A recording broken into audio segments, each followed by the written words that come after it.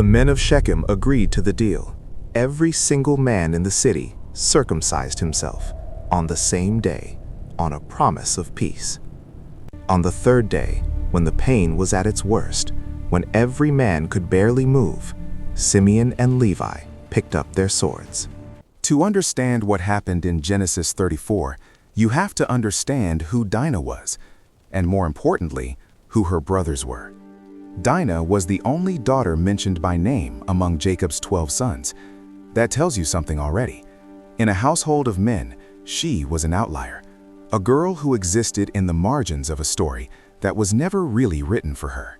Her father was Jacob, the same Jacob who wrestled with God and lived, the same Jacob who deceived his own father to steal a blessing, the same Jacob who had 12 sons by 4 different women and spent most of his life running from the consequences of his own choices. By the time Genesis 34 happens, Jacob has just settled his family outside the city of Shechem, a prosperous Canaanite city. He had bought a piece of land. He was trying to build something stable for the first time in his life. He had everything to lose. Dinah, living on the edge of a new city, did what any young woman might do. She went out to visit the women of the land. That is the exact phrase the Bible uses. She went out to see them. She was curious. She was young. She was in a new place and she wanted to experience it. There is nothing in the text that suggests she was doing anything wrong. She simply went outside. And that is where Shechem saw her. Shechem was the prince of the city, the son of Hamor, the ruler of the region. He was powerful. He was used to taking what he wanted. The text says he saw her, took her, and lay with her by force. 3 verbs. That is all. The Bible does not soften it. It does not explain it. It just states it. And then moves immediately to what Shechem felt afterward. Because somehow, after what he did, Shechem decided he was in love with Dinah. He told his father, "Get me this girl as my wife." When Jacob heard what had happened to his daughter, the text says he held his peace. He did nothing. He said nothing. He waited for his sons to come home from the fields.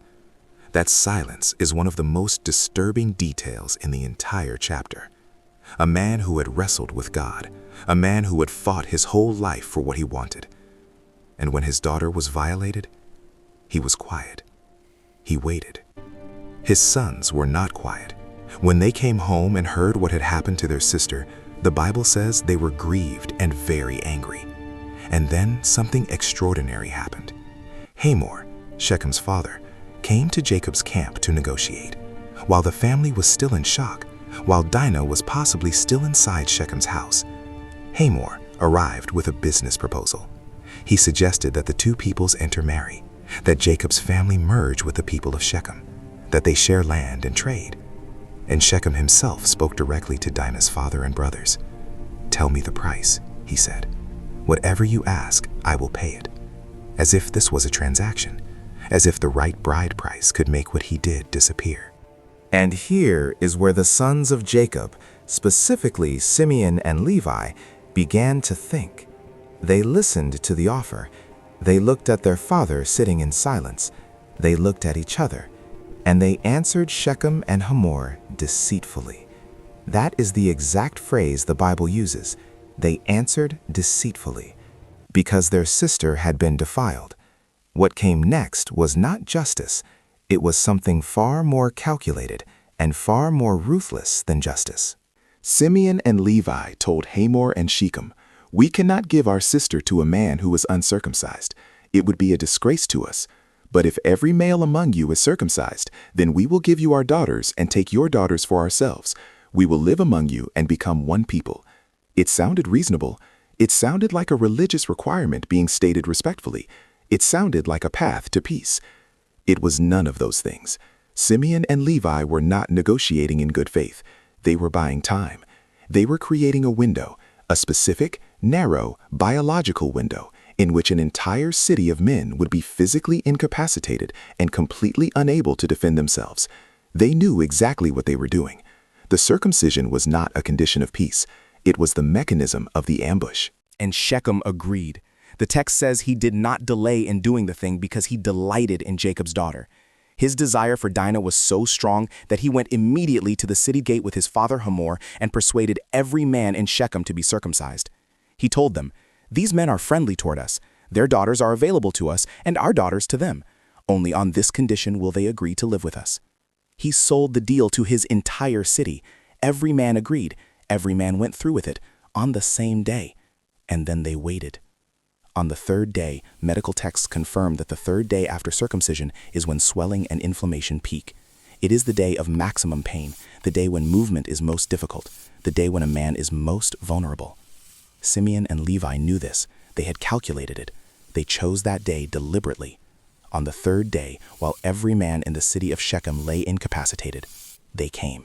The Bible says Simeon and Levi, the two of them, just the two of them, came upon the city confidently and killed every male, every single one.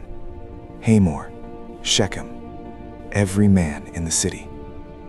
The text describes it in one sentence. It does not pause. It does not flinch. It just states the fact with the same calm efficiency that Simeon and Levi carried out the act. After the killing was done, the other sons of Jacob came upon the slain and plundered the city.